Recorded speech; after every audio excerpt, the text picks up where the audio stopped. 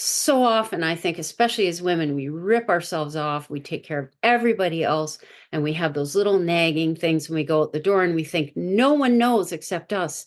But yet Mhm. we are telegraphing that energy. It's not just jewelry, it's texture, it's material, it's how are you dressing? How are you framing yourself? You are this brilliant, beautiful, magnificent work of art.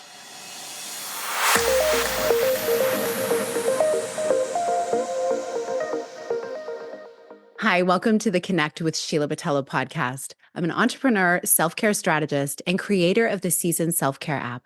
I'm committed to helping you reconnect to your purpose, elevate your well being, and build your version of a happy, successful life.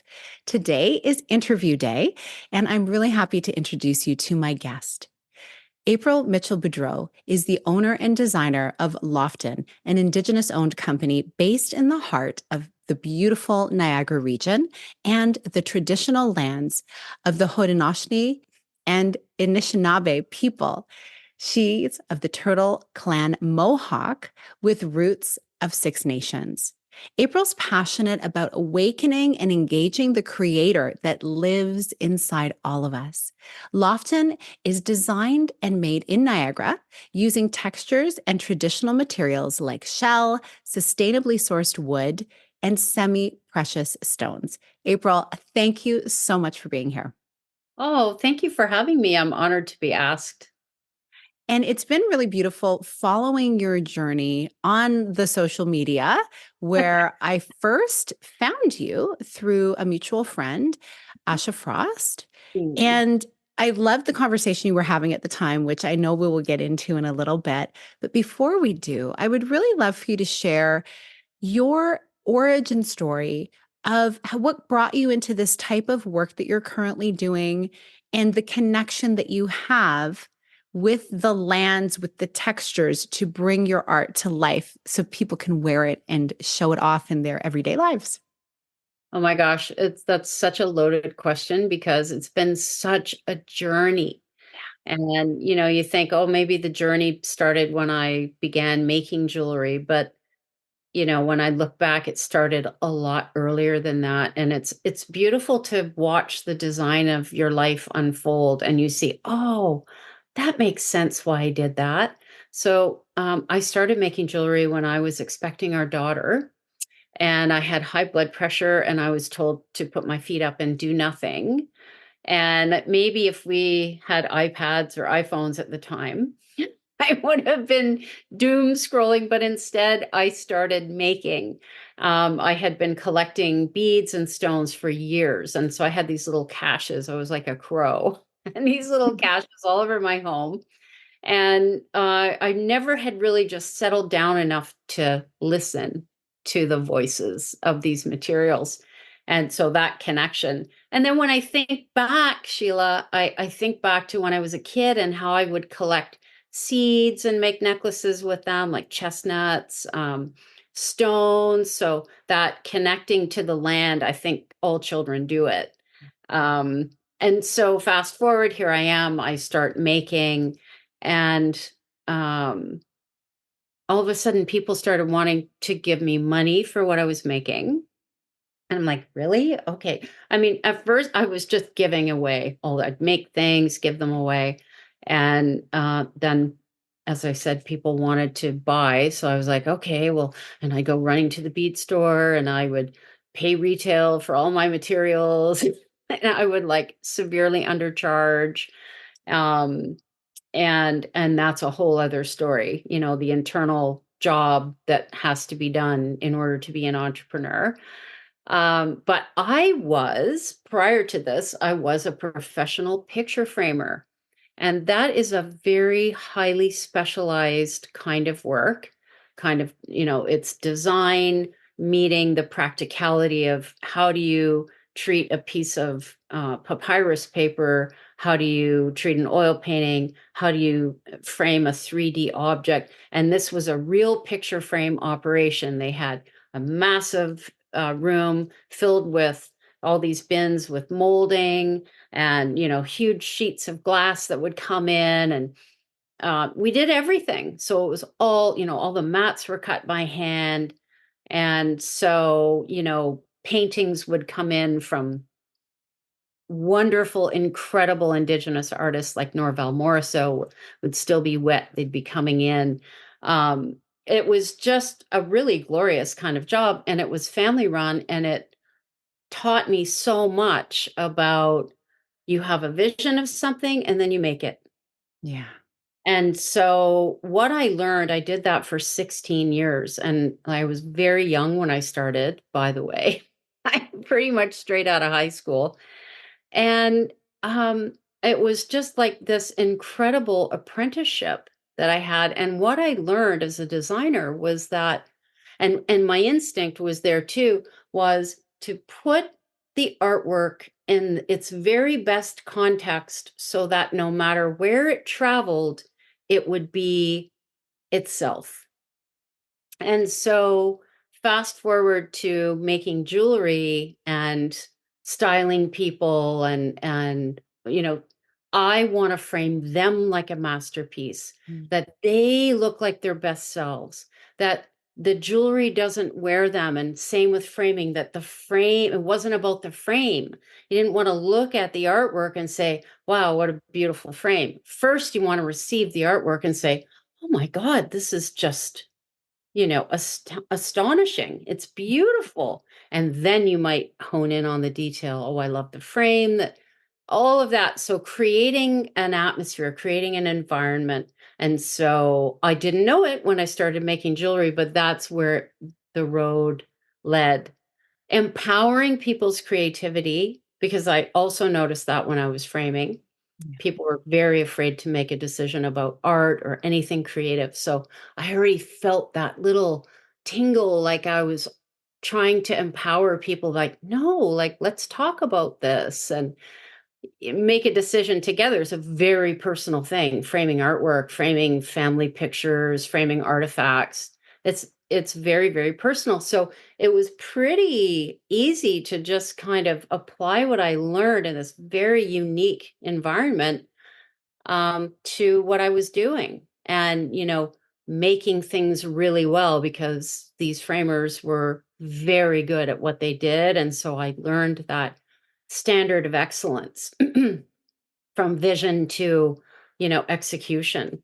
And so very transferable skills, I guess. But I wasn't thinking that. No, As of course in not. retrospect, I can connect those dots. And while I was in that part of the journey of, working with people and styling them and really wanting to frame them so they look like their best selves, um, all the same things came into play. So quite fascinating when you look back and you say, wow, that all makes so much sense.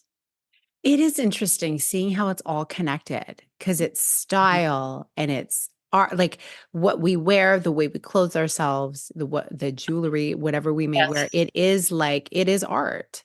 Some people, the cars they drive, they may be like art, right? Like it's so interesting. I But love they that that should was your be the starting. but they sorry to interrupt you, Yeah. but they should be the artwork, the car is the frame. Yeah. If In you're that case. noticing the car more than them, Hmm. in my world, no. Yeah. I of course, I love it if someone appreciates, the beautiful jewelry, but I would rather have like, "Wow, you look great," and I love, you know so the pieces aren't wearing you. Yeah, and so it Not comes all down about to color and enhancement of what is mm, already there and skin tone and eye color and all those types of things. Yeah, all of those things. so Yep. interesting. And And so also what you're drawn to. yeah. So, over the years, people have always asked me to be prescriptive for them and say, well, I struggle with this, or I have this situation. What do you recommend? And I'm like, I recommend that you just stop and drop into yourself and ask you where you're drawn.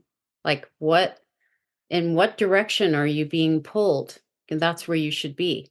And the craziest thing, and really it's not crazy, but the wildest thing for them and for me too would be after they would choose and they say, okay, well, what's the medicine in this material?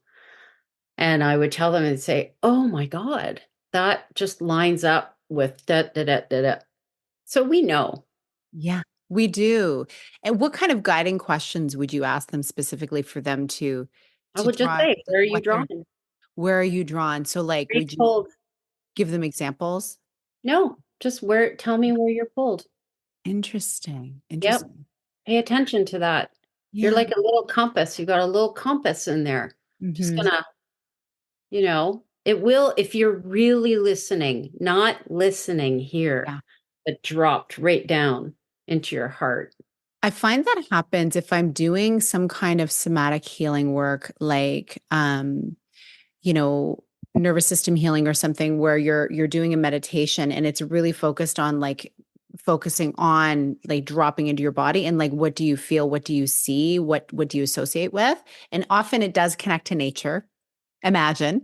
And so it could be trees, it could be water, it could be mountains, it could be like so many different things. And so with that, it's like, well, what's the energy of that and what's the color? So I see how that would be really connected. And it's something I feel like it is really missing in a lot of the guidance as people are making choices for their life, in their relationships, in like a business they want to start or pivot or career or anything. They're thinking very often from, well, what's logically the way I should go based on what I'm seeing around me, instead of, well, what feels good? Like, and they can only really access that by getting quiet and often getting out into nature too and really tuning into it. So I love that you're bringing that conversation into something that is maybe more accessible when it comes to that, like style. Okay, the what do you enjoy? What adornment do you enjoy? What clothing, what color? It's safer instead of just diving into like something really polarizing like career or relationship. Can be triggering in a way, right? But also, in order to meet those experiences, those choices, one has to feel fully grounded and authentic for the best experience.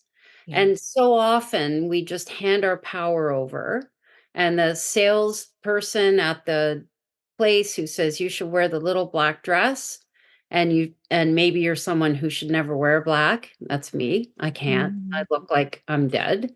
No. Um, so, and that's all part, color is a frequency, right? So, so often we hand it over, say, well, she thinks it looks good on me and I don't know. And I don't. So I think that once we're empowered, that we are authentically framed from our head to our toes, Mhm. that there's a harmonious frequency that's happening with us, then it's so much easier to meet these experiences. So it's all an inside job. It can seem frivolous because it's jewelry, but really, it's not about that. It's about what feels right to you. How do you feel when you look in the mirror and you're getting ready to go and do whatever it is that you do? Do you feel like, oh, these pants don't quite fit, and oh, this necklace is a little bit too short, or whatever? And so often, I think, especially as women, we rip ourselves off, we take care of everybody else, and we have those little nagging things when we go out the door, and we think no one knows except us, but yet Mhm. we are telegraphing that energy. So, you know, being able to like get quiet, slow down, and go all the way in. It's not just jewelry, it's texture, it's material, it's how are you dressing? How are you framing yourself? You are this brilliant, beautiful, magnificent work of art. And so when you honor that and you show up authentically, people know, and then you feel like good, like the pants fit right, and I know I've got something on. I just feel great. And, people will say, well, how will I know when I'm getting ready? They may have a selection of things. How will I know?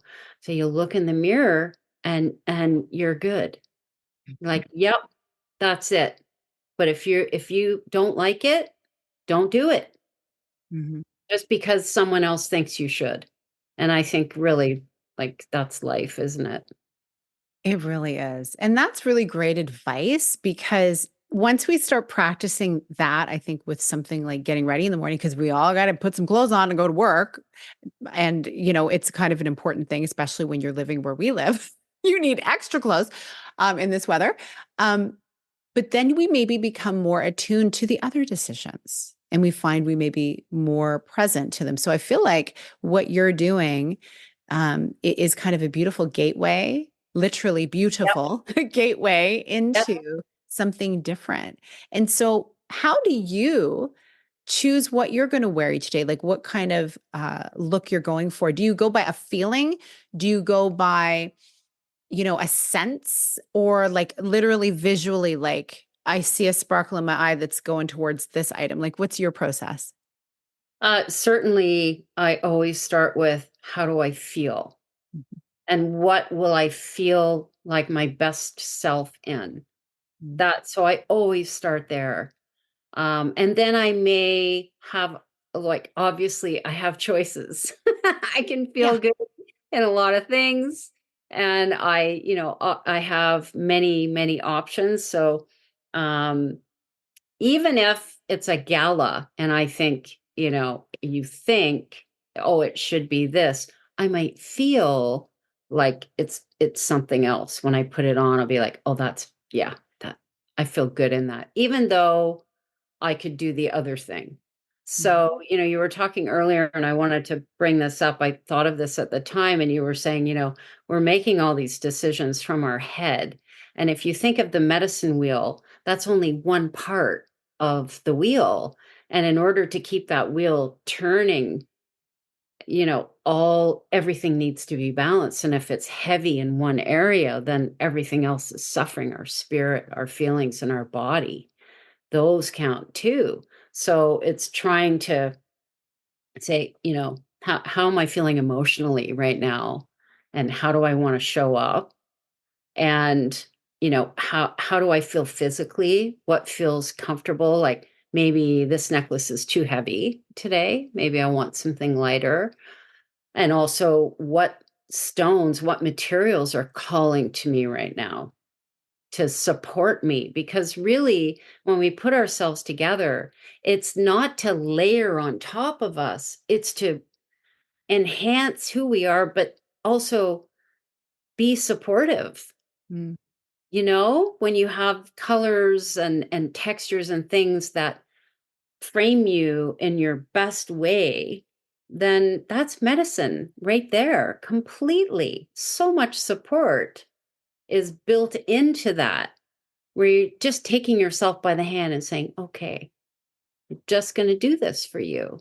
Mhm. And you're going to feel so good. And it's not about being flashy or being, and this is better or whatever. It's not that. It's like, how am I supporting myself emotionally, spiritually, physically, and mentally? But we live in a society right now that puts all of the emphasis on living in your head, being on your phone constantly, Mhm. being disconnected from nature, which is we are nature. So, if you took a raccoon out of the wild and put them in a house with all the things, they could manage it, but they really they got to get out to the woods to be their true selves. So, it's trying to create harmony, I guess, with all of those things, because I'm obviously not going to go live in the woods. Just for this periods of time, perhaps. This raccoon is a city raccoon now, but I'm so bougie. Uh, And but yeah, so, so yeah, anyway, I love that. Okay, and if we can think about that too, when, a lot of our lives are spent indoors, and then when you go outside, you just do feel an energetic shift. And I found like with my kids as well, I'm sure you can attest to this too with kiddos, like if there has been a time, any age, that they've been emotionally struggling, and then it's like, okay, let's just go outside, even just to go sit like on the grass or beside, even not even necessarily on the grass, although that's always best. yes, Everything shifts. And it's like it's a reminder almost that, hey, maybe getting out into the open, like, oh, this big world I'm in, the sun is shining or the clouds are moving and the wind is blowing and the leaves are blowing. And okay, this thing I'm dealing with, while it's very important and my emotions are very important, I need to feel them, there's still a lot happening. So that reminder happens when we go outside. I'm so curious about, you were talking about the different stones and the, what you're drawn to as well. And I'm curious to know, like, as certain stones, particularly, well, everything has a frequency, but obviously there's some stones, crystals, and things. Do you have a specific one that you really gravitate towards a lot and that has a certain meaning or a certain type of energy that you really love? I love it all. But I'm very drawn to agate. Like I'm wearing an agate bracelet. I feel undressed if I'm not wearing this. Pretty. It's a very grounding stone. So I always joke that if I could have an agate helmet, it would be really good. Um, and I love wood. And we have sustainably sourced wood, so I love wearing wood that just it feels amazing on your body, like sort of like wearing linen. Mm, It just has a frequency, that natural material. And I love pearls. I really love pearls. So there's the water, just getting all these elements, but again, not a conscious thing, right. right? Yes. So yeah, I go that way. I like leather because of the softness of it. Yeah, like Hmm. that. Yep, that's where Great. I go. I love hmm it. No one's ever asked me that question before. Well, and I wonder, like, does it shift? Is this something this has always been the case, or is it kind of like at this time in your life, or has No, that always pretty much been the case? always pretty much the same, but maybe in different configurations. Yeah. Well, I love the idea of wood. When you think about that, like, because I can't go barefoot on the grass in the winter. I mean, some people do. They shovel it out and there they go. And I'm like, have fun. I'll lean against a tree. I will hug a tree. I'll lean against a tree. And Oh there yeah, is something so yeah. incredibly Yeah. grounding from the time I was tiny. Like, as you were saying, kids go out and they play in nature and they're so connected. I grew up on a dirt road in the country outside of Ottawa. And I'd sit in the willow tree as long as I could, reading my Yeah. books and singing and whatever. And there was a tree on the way to school that on the way and on the way home, I would hug it. And then Oh, one day there was a massive lightning storm and it fell. It got struck. I no. was so sad. I was so sad. It was like I was inconsolable for a few days because of that. And it was my tree. And I think it's so interesting that we can, if we really think back, if we let ourselves go back, I'm almost getting teary now. Um, if we Mm, let ourselves go back to our childhood, we see there's these connections, but we lose those connections sometimes, or they get buried under all of the demands of life, all of the comparison, all of the chasing.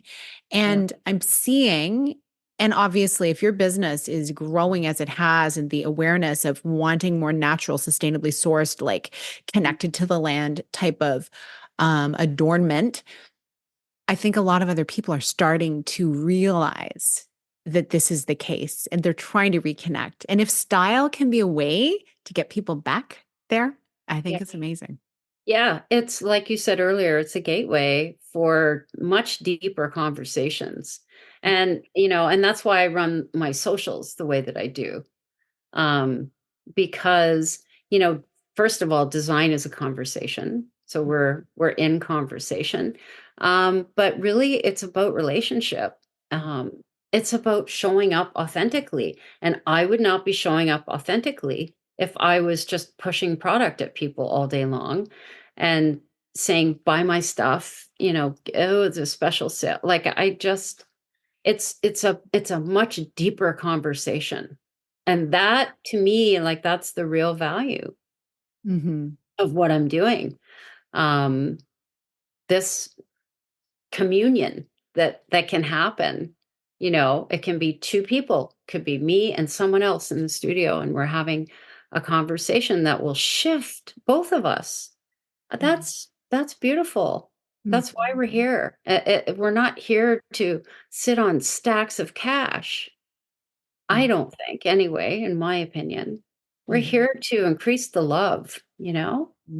I'm with you. Oh, yes, more of that. And to tap into as we tap into that and into connecting with each other, that's where true joy can exist in a world that where there's a lot of sad things that go on. And that is the way, I mean, unfortunately, it's always been.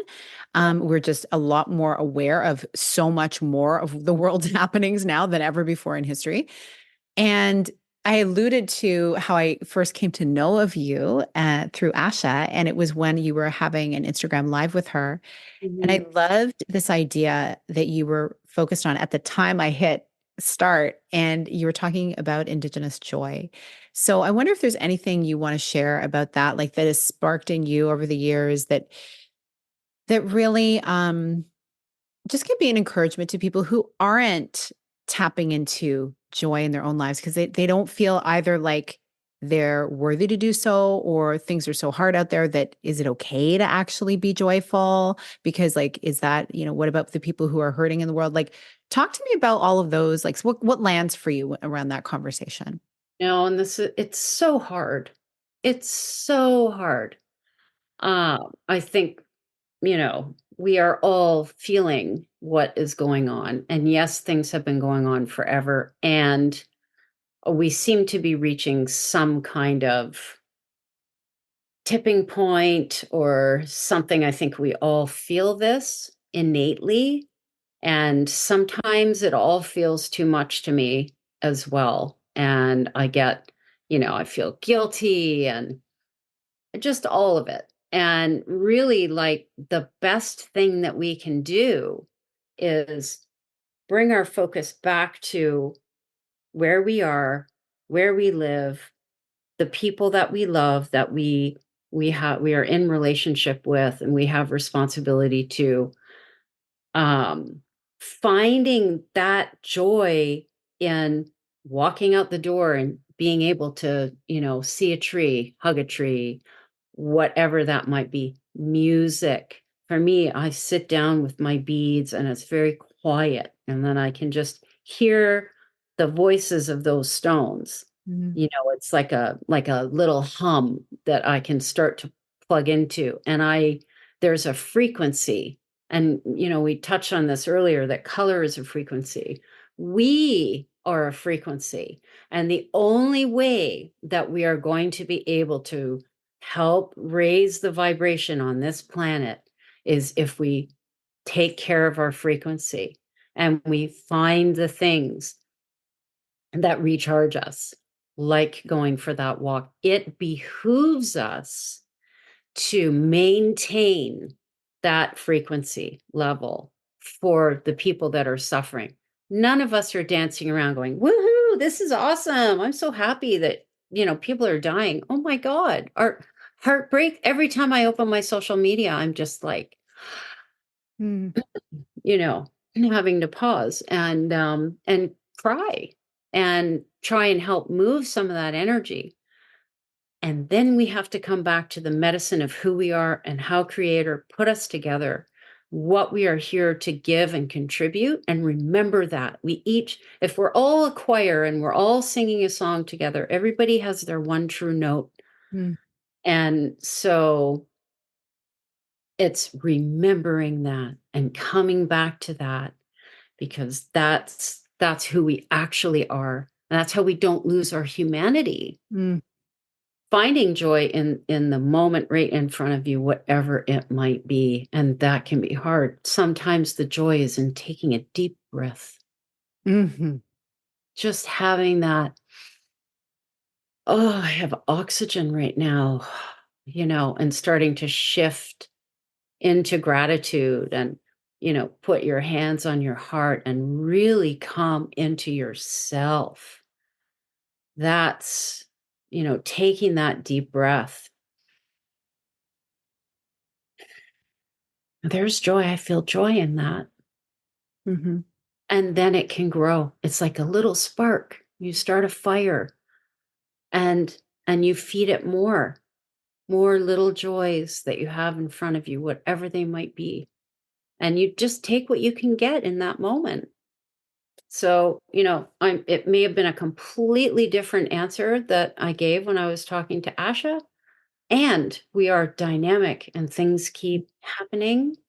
Yeah. And so, we remember that we are medicine to one another. And the best way that we can support people that are suffering is to vibrate at the highest frequency that we can. It is our responsibility to be the best versions of ourselves. And that doesn't mean we're pretending or we're like, oh, everything's unicorns and rainbows. I don't mean that. And like we're actually grieving and let's have real conversations in person or like this on a podcast, not typing, anonymously and saying mean things, but getting into more relationship with one another and helping to shift that frequency. Like I always think of this when I'm posting. I'm like, God, I'm not trying to be glib, but I want to be a place where people know they can come and have a little giggle and be like, yeah, I remember who I am. You know, when Mm. we laugh, sometimes we really remember who we are. Those It's true. little kids. Yeah. Well, when I get to your page, I know that the thing is because of, the variety of things that you share and the place that you come from, um, it doesn't come across as glib either. And you are so right. We're dynamic beings. Things are shifting all the time. But I agree, like as we are feeling our feelings and going through the experience of being human, what are the things really that can get us to you move into that place of joy? Like little children, pets, obviously nature, just, being in it. And yeah, laughter. I mean, honestly, laughing at ourselves is sometimes the first easiest way to go about it, right? If we can laugh at ourselves, okay, we can move through life a little bit more grace on others as well. Yeah. But I love that you shared that. I think it's such an important message. And the fact that that you're able to do the things you love, like your work is what you love to do. You've been drawn to it for so long. You can find joy in the work that you're doing. And I guess this can be an invitation to people who are like looking at their life and maybe not finding joy in many areas at all. And that's an invitation to get quiet and say, okay, what would bring you joy? And kind of start exploring, dipping a toe into that different area.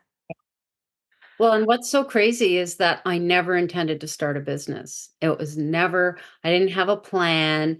And I have this is my original bead basket, and this would sit on the table, on the coffee table, when I was at the end of my pregnancy. And then, we had an infant, and I kept making, had my little bead basket. And I remember one time sitting in the living room with my husband and the kids were in bed. And I'm sitting with my bead basket in my lap. And I'm saying to him, I wish there was something I could do from home because I don't want to leave. I don't Mm. want to have a baby and not be here. That's my choice. Everybody's got their journey. My journey was I really wanted that. It was literally in my lap. So I always tell the story because I didn't then connect the dots and say, "Oh, I know. I'll make jewelry."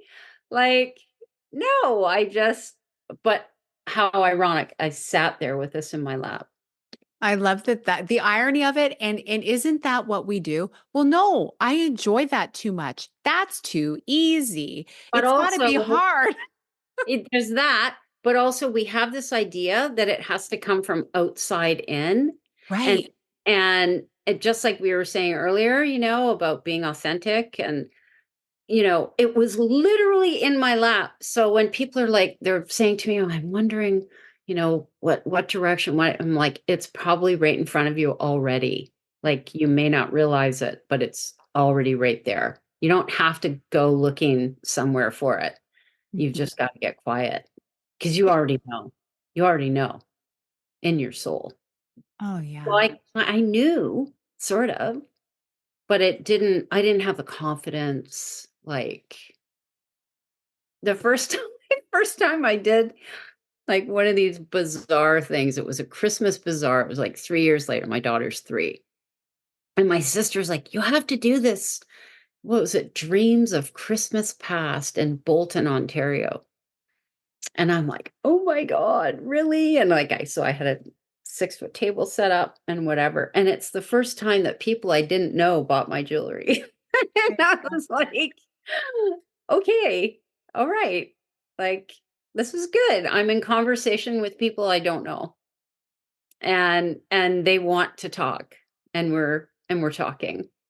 And so, yeah, that was so funny though. That was like, okay. And she's like, see. And I'm like, it wasn't until our daughter was 8 that we did our first juried show. So we call the business our third child. Right? Our businesses are our business babies. Yep. We put so much into them and we're thinking about them all the time. First thing we think about when we wake up and last thing we think about when we're falling asleep. That is such a beautiful story. And really, you're bringing so much joy through these pieces that you make as well. And they can kind of have not only the frequency of what their actual frequency is, but then also the frequency of joy from which they've been made. Mm-hmm. You enjoy that process. Like I've heard before that there's like a difference in the frequency of a meal that has been made by someone who's loving making this meal. And then that other frequency of, gotta feed the family. Oh, There it's a different frequency. true. So true. Have you seen that movie like Water for Chocolate? Yes. Yeah. That's what happens. Anyway, I don't want to spoil it. It's If wild. you haven't seen it, people see it because it's so good. Yeah. It's Great. fascinating. It's all about that. It's all about energy going into something that people are making. And then the people that have the thing that the person's making will then also experience that, whatever it is. Anyway, I don't want to ruin the story. It's so cool though. It really is. And I love that like this whole idea of you having your first real kind of inkling that oh this could be a thing at this bazaar like selling to people that you didn't know or them purchasing from you even better, right? And so now you do not only make your pieces and then have them available online and I'm sure people buying through Instagram, etc. You also have these social events. So why don't you tell me a little bit about all the different things you're doing right now, how people can find you, follow you, get into conversation, and yeah, we'll make Oh sure we my link gosh. everything. There is just so much going on right now. We are going to be part of a federal trade commission to Phoenix at the end of March. So we're looking at expanding into the US. And our whole point of doing this business, aside from all the beautiful things that happen when, these wonderful conversations and healing that can happen when you allow creativity into your life, Mhm. our whole thrust is to create work for our community. So I'm excited to do that. This is brand new to us. We've never done something like this before. I certainly have done my share of cold calling stores, but I don't have to do that. We have an introduction. Like it's like dating for business. It's so great. So, I mean, at least that's how it's being presented, not their language, mine. So that's coming up. People obviously can find us on our website and find us in various distributors. It depends on where you live. Mhm. We are in 30 plus Rexall stores across the country, and they're select Rexalls. And I'm waiting actually on an updated list because they move us around. Um, so just take a look at your local Rexall. And if they don't have us, you should ask them for the 3 Indigenous women-led businesses that are part of that initiative. And maybe they'll bring us in. Right. Um, what else can I tell you? As far as where to connect, you can obviously connect on Instagram. We have a lot of fun over there, and Facebook too. Um, and I will be doing some in person. I'm doing one in person market coming up in June. It's called the Handmade Market here in Niagara. And it's a beautiful, beautiful juried show. And I'm doing it because it's in my backyard. Mm-hmm. Um, I also want to tell you about another really special thing that we're doing. And this has been a long time coming. My husband and I were really drawn together. Music was a common thing, and he is a professional musician. He's a Juno nominated musician, a very gifted man. And we love to make music together. We write music together. And I'm part of, we together as DNA are are going to be part of a singer-songwriter circle in April in our performing arts center in our city. And at the same time, we are releasing an EP with 4 original songs on it. So that, stay tuned for that, because it's, hasn't been released, but I'll be, all the things. It'll have the streams, and or if you want a physical CD. So we're working on that, and that's like incredible. I'm just, we made the decision when the kids were little, we both can't be gigging. Mm-hmm. We can't. It's just like you can't raise kids and Mm-hmm. be out late or whatever, traveling to do music. So the kids are grown. That little baby that got me beating is 23 Mm. and just graduated from U of T and is headed to law school at U of T Wow. in August. I know, what a girl. So we can do it. And it's scary. When I was asked to do, I mean, it's not my first gig. We've done gigs over the years, but like not all the time. Yeah. And but it's scary to do it and put your own original pieces out there, but you just have to keep pushing that envelope. And I am going to be celebrating a very big birthday in April. I'm going to be a little baby elder. I'm turning 60. Oh my goodness. So Congratulations. yeah, That's thank you. exciting. So it feels really like the right thing to do. So, you're always evolving. It doesn't mean I'm still doing what I'm doing and then some. Like, Mhm. business keeps growing. And I'm just like, hey man, it's a short ride. If you're going to do it, giddy up. Giddy up. Oh, yes.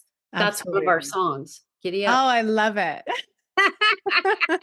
I love it. Didn't see that coming, did you? But I No.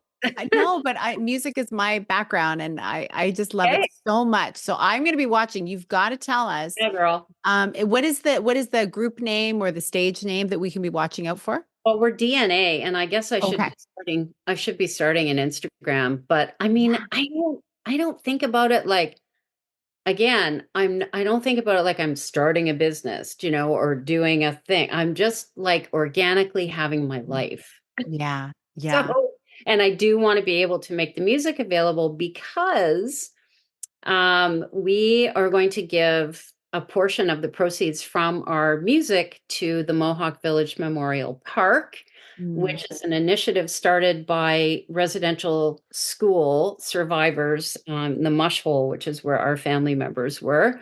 mm, And in fact, my sister made a film called The Nature of Healing. mm. And there are 7 survivors who, talk about their experiences. It's just an excellent film, and that's something I'll also keep you posted on when it's streaming widely. It's an Please do. award-winning. Many awards were won by this documentary film. Anyway, so these elders who are in this film started this initiative. So they turned their very difficult experience into this healing initiative. Beautiful place for community to gather and share medicine and all the things. And for everyone, not just Indigenous people, but for the wider community. And we want to get this park built. So we are going to give a portion of the proceeds, whatever we might get. Some of our friends might buy CDs.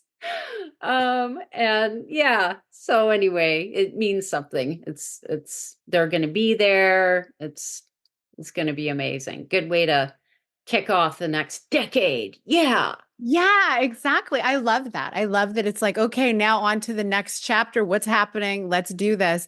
And like you say, it's on this ride. This is our ride. Let's go. Giddy up. And so It I'm is. celebrating that so It much. is. Thank you. And life will knock on the door, and if you don't say yes, you know, like I would have severe regret if I didn't do this. Mhm. So, I just like, yes, I'm going to do it. And in fact, I made myself do this in 2017. I had a year of yes. I had to say yes to all the things that scared the living tar out of me. So I did 2 musical gigs. I was in the Vagina Monologues play. I did all this stuff. That's awesome. I just to build that muscle, right?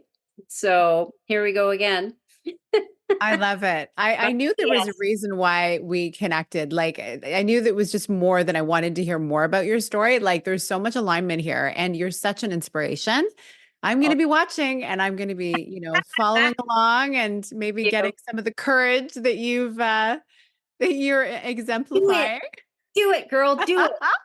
Come on. So great. I love Can. it.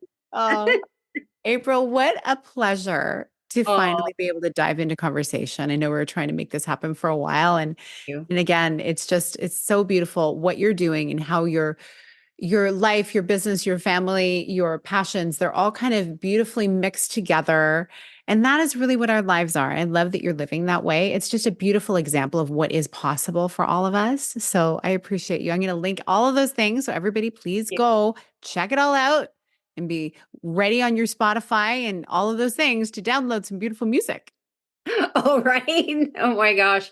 Well, thank you so much. It was just a tremendous honor and a real pleasure to spend time connecting. And I look forward to meeting you in person one day. Same. I have a friend who lives in Niagara. I'm going to have to see the Yay. dates and everything around that beautiful event happening in June. I'm doing a little traveling, but I would so love to somehow connect. So we will make sure we do I that. know. I would love that too. All right. Well, Awesome. thank you. Thank you so much. And I'll see you in the funny papers or Instagram. I love it. The funny paper. Oh. Oh, well, thank you. And everyone, thank you so much for listening to this. I know that you got so many different pieces of wonderful information from this episode and things that I hope you can really take into yourself and embody and kind of maybe look at your day and your life a little differently than you did before. Please find April on Instagram. I'm going to have everything linked on the show notes and go over to her website and look at her beautiful pieces. Feel free to shout out this episode to whoever you feel like really could use this message in their own lives. And I look forward to seeing you on another episode. Big blessings.